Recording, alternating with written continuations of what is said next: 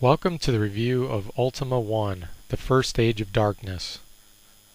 The game was created by developer Richard Garriott in actually 1980 and released in 1981 by the California Pacific Computer Company. It was re-released many times in many different versions for different platforms. I am reviewing the 1987 DOS release by Origin Systems. Ultima 1 is a role-playing game. It was one of the first of its kind. So you start the game by generating a character, and you have 30 points to distribute among various attributes.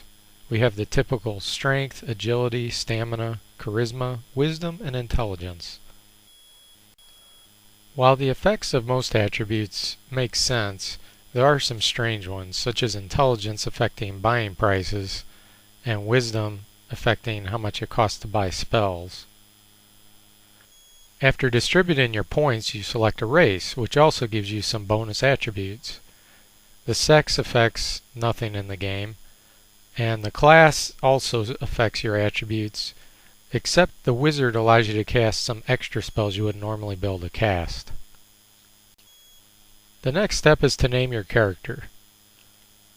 Ultima 1 just allows you to play as one character at a time, which may seem somewhat limited, but you got to remember the game was originally made in 1980. So finally you select the character you want to play the game as, and you're presented with the main map.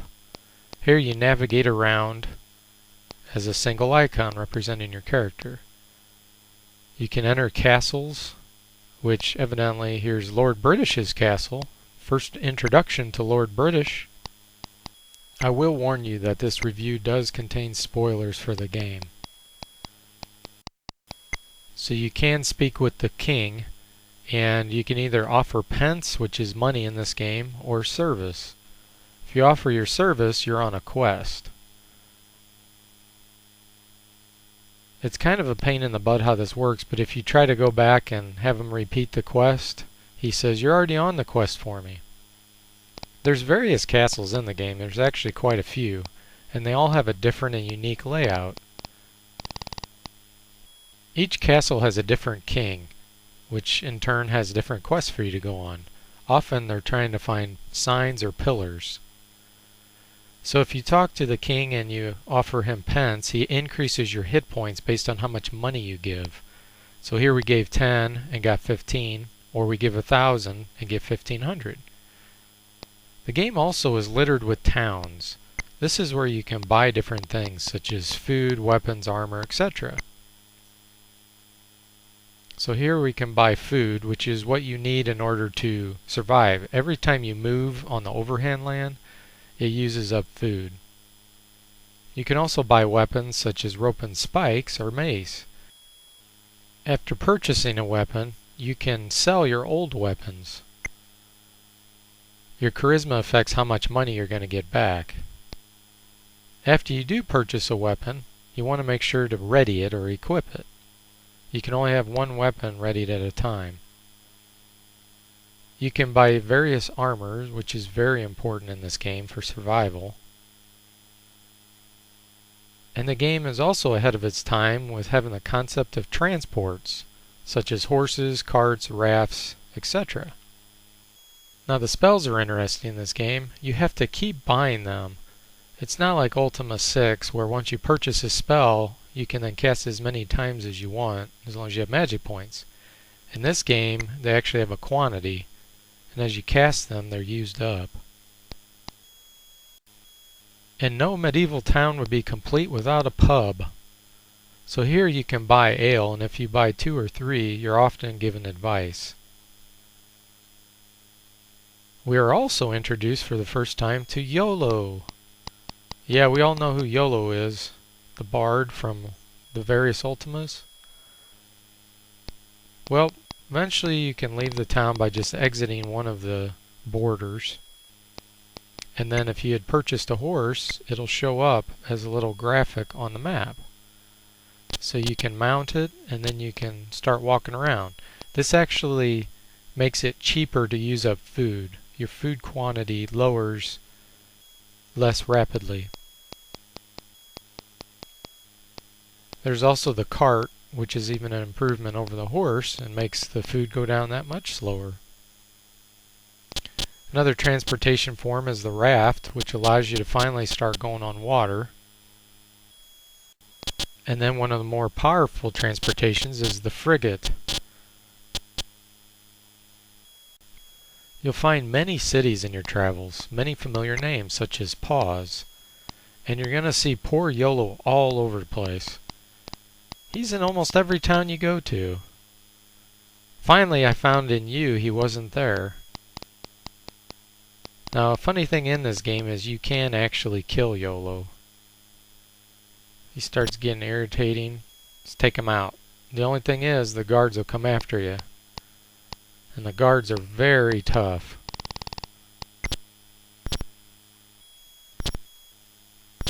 But once you leave the city and come right back in, YOLO's back. You can't get rid of him. Now, different towns will have different weapons. That actually goes for any good, such as armors and spells. The more powerful the weapon, the greater the cost. And there is different types of strange armor in this game, such as vacuum suit and reflective suit, which we'll talk about later. And as I mentioned, each spell can have different type of magic. This magic shop was really hard to get to. You'll notice on the right side I have to navigate through almost a maze to get to it. So once you're outside, you'll discover there's all kinds of monsters out here, and this is where you start putting your weapons and armor to use. You can attack things with your mace, which is probably your starting equipment that you'll have, and even be quite powerful killing sea serpents and other things. You can even do lame things like killing a pirate ship with a mace, or a giant squid. Kind of weird. You can have a weapon like a bow and arrow that allows you to attack from a range. You can actually be on another island shooting across, killing the enemies. How cool is that? Now the rope and spikes is actually useless in this port. It has no effect. You can't attack with it. I think they meant for it to be used, but they just never got time to implement it. Also, the staff and wand and some other special types of weapons cannot be equipped and used either. I'll explain them later. Now it's pretty hilarious that you can attack this dragon turtle with your bare hands and kill it. You can also cast a special spell called Magic Missile, which is ranged and does a decent amount of damage to enemies. The problem with all spells in this game is they can be used up. Luckily, they're not too expensive. So from the frigate, you actually have cannons also, where you can just sit in the middle of the sea and attack enemies from a safe distance. It actually makes it really easy once you get to this point to start leveling up and getting more experience. Since this is a role-playing game, you can level up. Unfortunately, it has no impact on your attributes or anything of that nature. It just makes it where there's more monsters appear on the overland view. There are hidden enemies too sometimes you run across, such as this Trent, which I think is supposed to be Treant, but maybe there was a copyright issue and they just decided with Trent. Now enemies can shoot on diagonals, which is kind of cheap considering you cannot do that. There's also a hidden archer you'll run across sometimes where you're just seeing something shoot at you and you don't know what the heck it is. Well, he's hiding in the trees, but you can just aim at him and kill him. The game also has the concept of dungeons, which you can enter and explore in a first-person perspective. The graphics are quite crappy for a 1987 game, especially considering there's no color. The overhead view is much prettier and much more dynamic. The dungeons are extremely difficult. Because of your narrow view, the monsters can actually be attacking you from behind or from the side, and you don't know except for the sound that occurs, and you have to flip around and then you can see them. You can shoot if you have a bow and arrow from a distance, but a lot of times it's too late by that point. Once you exit a dungeon, you actually get hits or hit points based on how many enemies you killed. Yeah, that's a pretty weird concept. The dungeons also have coffins you can open to find various money. You can't find any items in this game. There's also chests, which you open differently than coffins. They both have dedicated keys. O for opening coffins and U for unlocking chests. Chests can have traps that can go off and cause damage to you. You can also run into these blockages inside dungeons, and you can't normally get past them. It can be quite irritating. Luckily it blocks the enemies too, where they can't get to you. But you can't attack through them even if you have a bow and arrow. So the dungeons have quite a few levels in them, and you can go down once you find a ladder. The deeper you go, the stronger the enemies get. There's also a spell you can cast in order to climb down ladders. This can actually be quite priceless later on in the game. It helps where you can just start fighting more powerful monsters and not have to waste time trying to find the ladders in the various spots of the dungeons.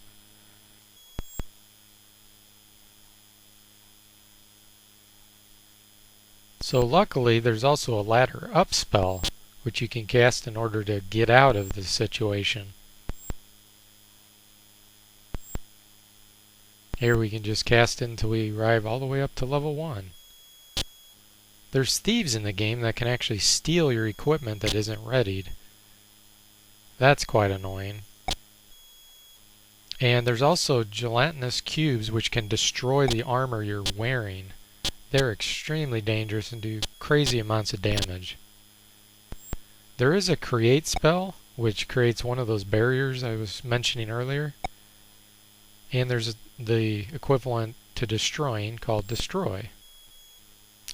Clerics start with a special spell called prayer, which actually isn't very useful in the dungeon in my opinion.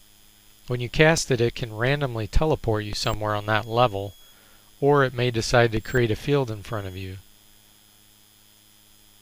Sometimes it can even create ladders up. So the randomness is quite annoying. You don't run out of this spell though, so that's one of the nice things about it. On the overhead view, sometimes it has no impact, and other times if you're by an enemy, it may just decide to remove them from the game.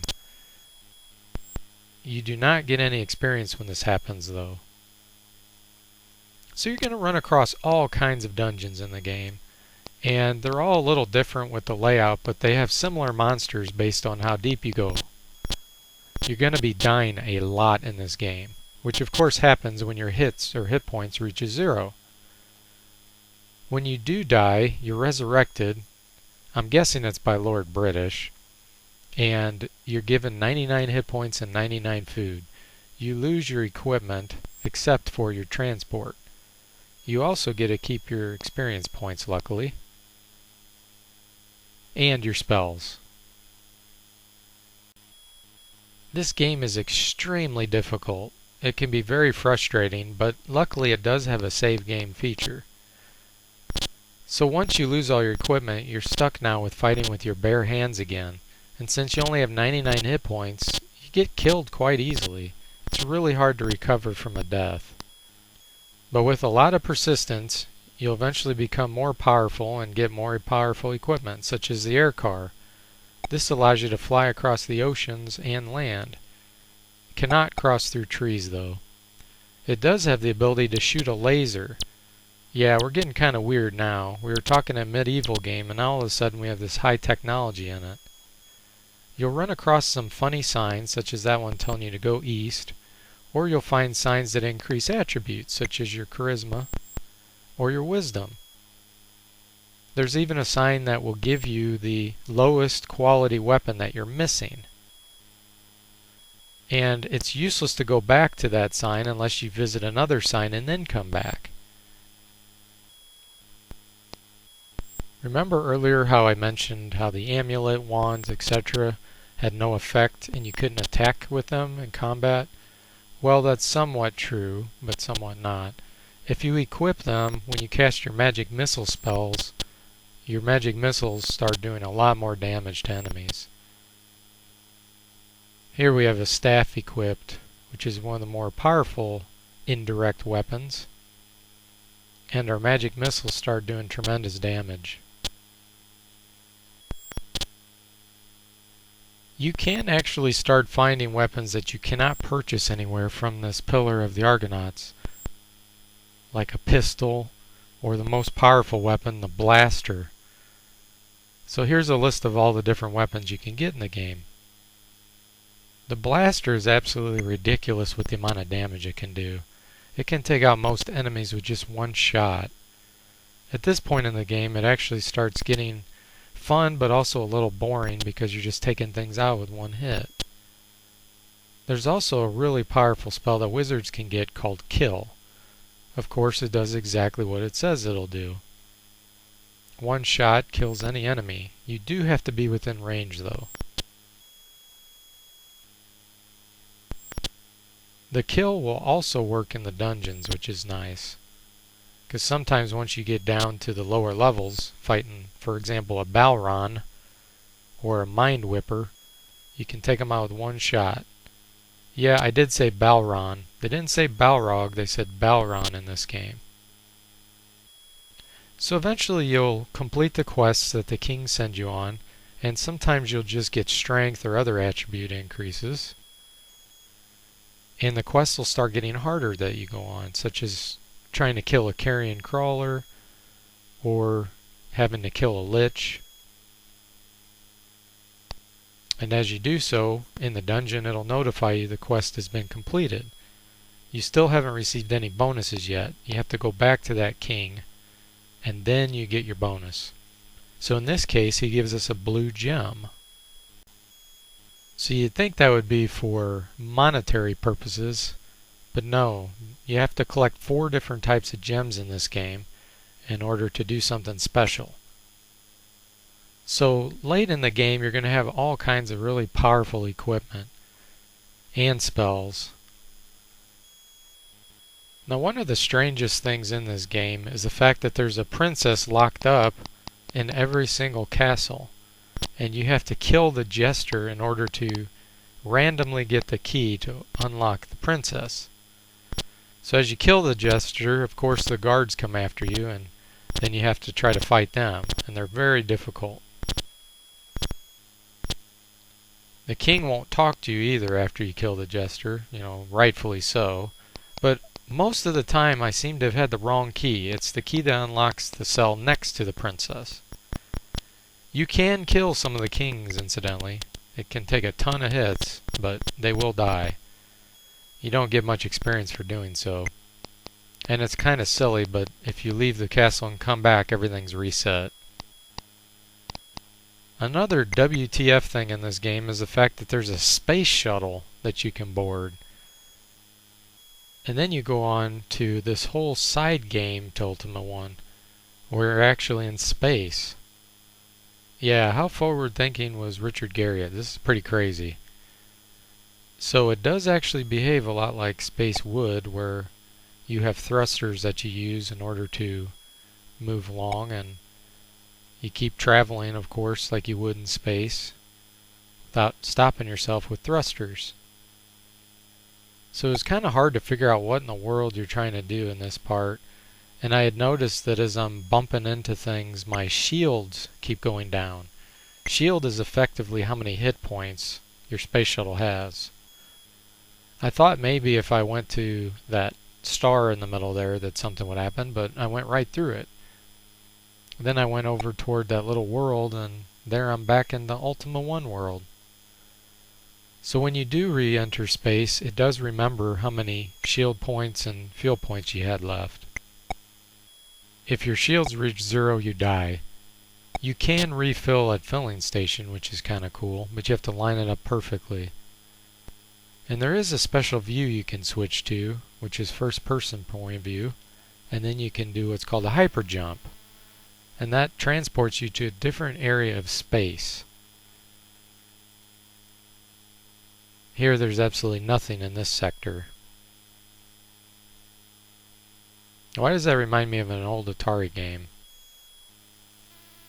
It does use fuel every time you jump into hyperspace. But the other threats in this part of the game is the fact that alien crafts will eventually fight you. And you need to destroy them. In fact, there's a special number you need to destroy in order to progress onward in the game. Very difficult part of the game. So finally you'll kill the correct jester and save a princess, which incidentally there's multiples.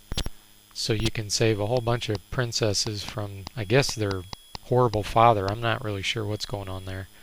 And you'll get 500 hit points, pence, and experience points. So really the whole plot of this game is the fact that there's this evil wizard named Mondain who created an evil gem 1,000 years ago that granted him immortality. And he keeps releasing monsters and beasts that are ravaging the village of Caesarea. Okay, so your whole purpose is to destroy him by destroying the gem and saving the land. So most of the time when you're running around saving princesses and doing these quests for the kings, it makes you wonder, why isn't the main part of the quest made clear? The pubs can help to make this more clear based on some of the statements that are made when you're buying ale. But that's kind of strange that you have to learn this at pubs. I did find some annoying or quirky things in the game, such as getting stuck within these barriers when I was doing ladders up and ladder down, and then I couldn't cast the ladder up to get out of it. And if you don't have a destroy spell, you're really screwed. I also found that you can get trapped in certain levels by casting ladder up or down, and if you don't have that spell, then you're stuck forever. There's also a steal spell, which I got by using a hex editor and manipulating my character file, but it doesn't work. It wasn't implemented in this game. There's funny things that can happen to you, such as the jester stealing something from you when you're standing next to him. What? Really? Well, luckily you can actually kill him and take him out. So that was ahead of its time. So in closing, what did I think about this game? Well, I really have mixed feelings about it. A lot of the concepts in this game and ideas are fantastic, especially since it was originally created in 1980. However, I am reviewing the 1987 version. By 1987, there were actually quite a few good games coming out. So this one was delayed a little bit too long, in my opinion, for the remake in order for it to maximize its technology of the time. The graphics are fair, considering they're EGA, and very primitive though at best. The sound is very lacking, just beeps and squeaks here and there. It is fun how you have characters that can play as different classes, but even that is kind of limited, especially since there were other role-playing games coming out at the time where you could have multiple party members. But now I'm going to tell you about one of the weirdest, coolest features in the game, and that's the fact that we're introduced to time travel. So those 4 gems that you were trying to get from the kings get placed inside the time machine, which incidentally you can get based on rescuing one of the princesses. So now it's all starting to come together. You actually have to go back in time in order to kill Mondain before he gets too powerful. So that leads me to the point that this game has a lot of crazy ideas. Richard Garriott was very creative, and it introduces a lot of fun in my opinion, especially the first time you play it. It's kind of like having mini games inside one game, so that gives it a boost in ratings as well. So eventually you destroy the gem and you keep attacking Mondain, and he turns into a bat. Yeah, just when you think things couldn't get any stranger. I wonder what Richard was smoking when he made this game. So overall, Ultima is a crazy, fun, and wild adventure. I highly recommend it if you want to play a retro type game and you just want to see some crazy ideas from Richard Garriott. I hope you enjoyed this review, and I'll see you next time.